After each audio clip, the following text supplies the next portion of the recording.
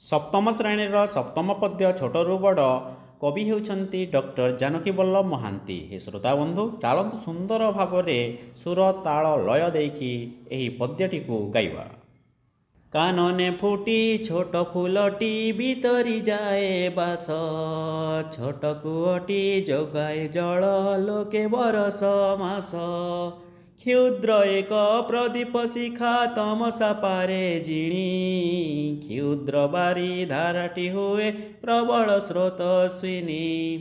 ପୁଲକ ଆଣେ କ୍ଷୁଦ୍ର ଗୀତି ଲକ୍ଷ ଜନ ମନେ, ଅମିୟ ଢାଳେ ଲଳିତ ସ୍ୱର ବିଧୁର ବହୁ ପ୍ରାଣେ।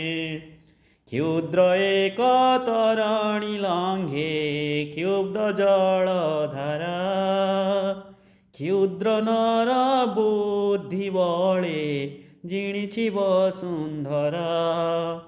ସେ ହୁଏ ବନେ ବିରାଟ ତରୁ ଯେ ଥିଲା ଦିନେ ସାନ, ଛୋଟ ଶିଶୁଟି ବଢ଼ି ରଖଇ ଦେଶ ଜାତିର ମାନ। କ୍ଷୁଦ୍ର ଯାହା ନିହିତ ତହିଁ ସମ୍ଭାବନା ବହୁ, ସାଧନା ବଳେ ଶକ୍ତି ଯୋଗେ ବିକାଶ ଲଭେ ସେହୁ। ହେଲେ ବି ଛୋଟ ଶକ୍ତି ତାର ଦିନେ ନା ଦିନେ ଫୁଟେ, ଯୁକ୍ତ ହୋଇ ବହୁର ସାଥେ ଦିଗ ବିଦିଗ ଛୁଟେ।